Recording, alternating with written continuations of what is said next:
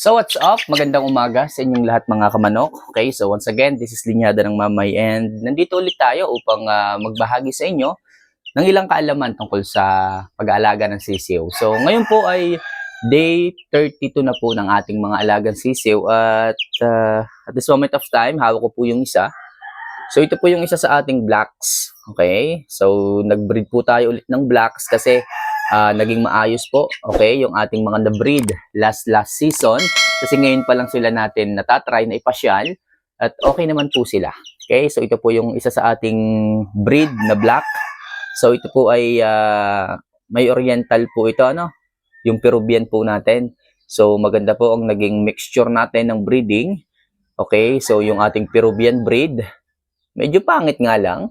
Pero sa mga nakakaintindi ng breeding, para sa akin, ito po yung napakaganda. Alright? So ito po ay 1 month old at ngayon pong araw na to mga kamanok, magbibigay po tayo ng vaccination. Ito po ay walang bakuna, wala po itong bakuna at ito po yung first time nilang bibigyan natin ng bakuna. So ano pong bakunang ibibigay natin sa kanila? So walang ibang mga kamanok, kundi itong Coryza vaccine. Konti na lang po ito dahil konti lang naman po yung ating bibigyan ng bakuna. So okay na po ito, kasya na po ito. Okay? So ito po yung Coryza vaccine na kapag po hindi po natin naibigay at tumama po sa kanila, medyo alanganin po tayo. Kasi po isa po sa mahirap talagang gamutin, yung Coryza. Okay? Kapag yan po ay dumapo sa ating mga alaga. Pag sinabi pong Coryza, mga kamanok, sa mga nagtatanong ang Coryza po makikita nyo po na yung mga sisiw po ninyo para pong medyo naluluha. So umpisa, medyo maluluha po yan hanggang sa makita po ninyo na bumubula na po yung kanilang mata, bumubula. Yung sipon, wala pong sipon. Nasa mata lang po ito.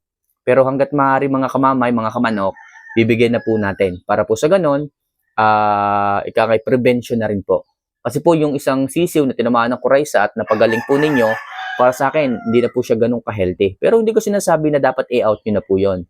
So, iba-iba tayo ng sistema, pero para sa akin, hanggat maaari mga kamanok, binibigyan ko po sila kahit Coryza. Kasi yung Coryza, hindi po natin alam kung kailan tatama. Kagaya po dati last time, hindi ko man inaasahan. Ang gaganda na, medyo malalaki na dito. 1 month and a half, kung kailan pa tinamaan ng Coryza, tipong yung pong mata nila bumula, tapos biglang lumaki po yung kanilang ulo, namaga po yung kanilang mga mata. So, hindi na po natin naagapan yon. Kaya ngayon po mga kamanok, bago pa po mahuli ang lahat, kagaya nito, sayang naman kung magkaka-Coryza, panatilihin natin na healthy. Okay, yung gumboro, yung NCDB 1B1, yung Fowlpox, kaya po natin yang iwasan. Pero yung Coryza, hindi po natin alam kung kailan tatama yan. Kung kailan tatama, ang akin lang, hanggat maaga pa lamang at po pwede na po natin silang bigyan ng vaccine ng Coryza, bigyan na po natin kaagad. Okay? So, mga kamanok, muli, sabihin ko po sa inyo, ito po yung ating gagamitin.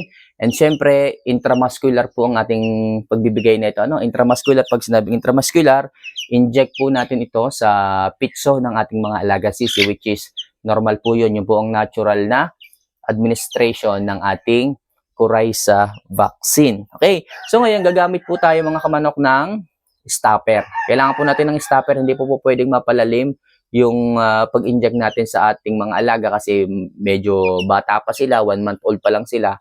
Kaya hanggat maaari, tama lang po yung haba ng needle na ating gagamitin dito. Okay? At the same time mga kamanok, dapat ang ibibigay natin dito is 0.3.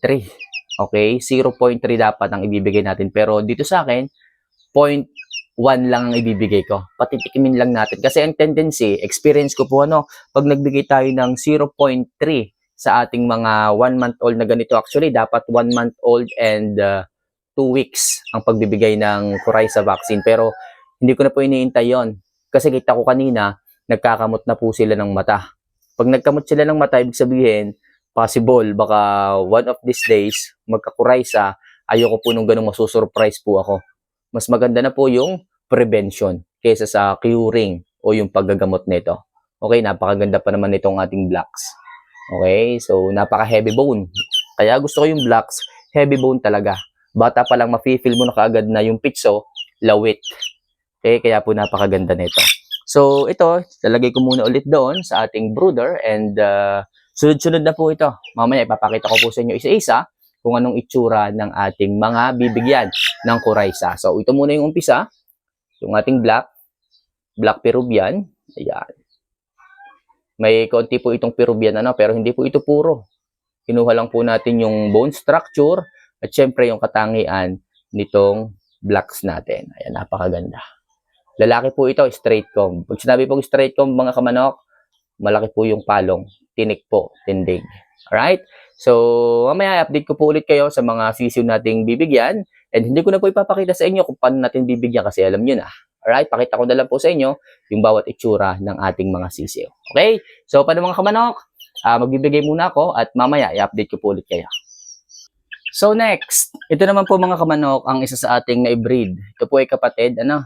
Kasi yung pong cross natin ng mga sisiw na to is black, okay, over high action McLean. So, may lumabas pong McLean hatch, kasi gawa po nung nanay. So, ito po siya P-comb, mga kamanok, kaya makita nyo P-comb siya. At maganda po, makapal po yung mukha. Maganda rin po ang bone structure na ito. Okay? So, yan po, kita nyo, ang ganda. Tikas, oh. Ayan. So, bakunahan ko muna ito mga kamanok, para mabilis tayo. Ganda rin pong bone structure nito. Then, ito mga kamanok, hindi mawawala yung ating signature bulik. Ayan, so maitim-itim ang pagkabulik nito. Ito po ay 1/2 bulik, 1/4 claret, at 1/4 hatch. Pero mas nangibabaw pa rin nga dahil sa 1/2 po yung ating bulik. White feet na bulik po yung lumabas. Ayan, nakikita nyo naman. Ganda, oh. Tikas, oh.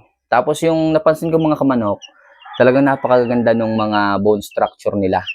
Okay? Yung bones, napakaganda. Heavy bone. Kahit ganito pa lang sila, heavy bone na po kagad. Ayan. So, bibigyan ulit natin ng Coryza vaccine. Okay? So, next, ito po mga kamanok, isa ulit blacks. Ganda nito. Ganda ng bone structure. Hindi ko alam kung inahin o tandang ito. Pero bahala na. Inahin man o tandang, okay lang sa akin kasi i-breed ko po ito. Kita nyo naman ang mukha. Talagang napakatikas, oh. Parang siya P-comb na hindi ko maintindihan P-comb o inahin. So yan po siya. Gandang manok. Ganda ng bone structure. Yung talagang bone structure ang aking unang tinitingnan. Kaya pag nag-out po tayo pagka may lumabas po tayong mga sisiw na ganito, nafe-feel ko po kaagad yung magandang bone structure ng sisiw. Okay, ang ganda, oh. Ayan. Right? So, yung iba mamaya, papakita ko ulit sa inyo habang binabakunahan natin. So, babakunahan ko muna itong mga kamanok. Hindi ko napapakita sa inyo. Then, ito po mga kamanok, ang isa, inahin po ito. High action McLean ang kulay. Inahin po. Ayan. Kita nyo naman, oh. Kisig pa rin, oh. Laki ng ulo. So, dahil po ito ay may oriental breed, so normal po ito. Which is, okay lang po sa akin yon. Medyo dinosaur ang ulo. Wala akong problema. Kasi alam ko naman po talaga yung linyada nito na ganito. And tanggap ko po. Ayan. So, sabihin nyo naman na hindi maganda, pero para sa akin, dito po ako na in love. Ayan. Ganda, oh. Kulay maya. Kulay maya ang itsura. Okay? So, bibigyan ko muna ng Coryza and update ko na lang po ulit kayo. And last, mga kamanok, ito na po, huli na po ito. Bulik po ito, mga kamanok.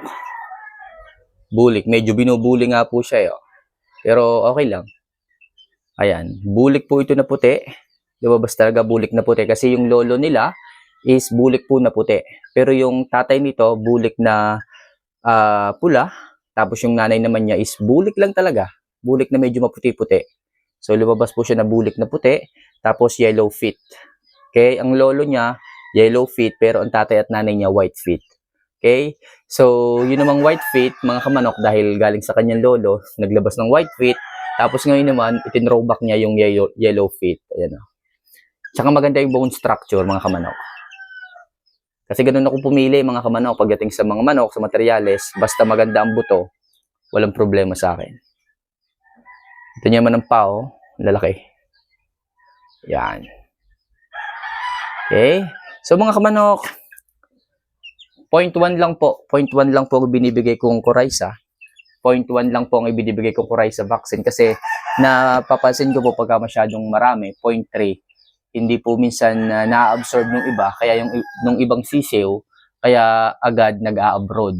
So nakakapanghinayang naman. Kung kailan malaki na, saka pa biglang mag-a-abroad. So binawasan ko po yung dami ng vaccine. Ginawa ko lang 0.1, tapos next week, babalikan ko ulit para bigyan ulit ng 0.1. So para lang po hindi dapuan ng coryza, kasi mahirap po pag dinapuan, sakit sa ulo. Okay? So yun lang mga kamanok, bibigyan ko lang po ito and tapos na po tayo sa vaccination. Okay? So update ko po ulit kayo.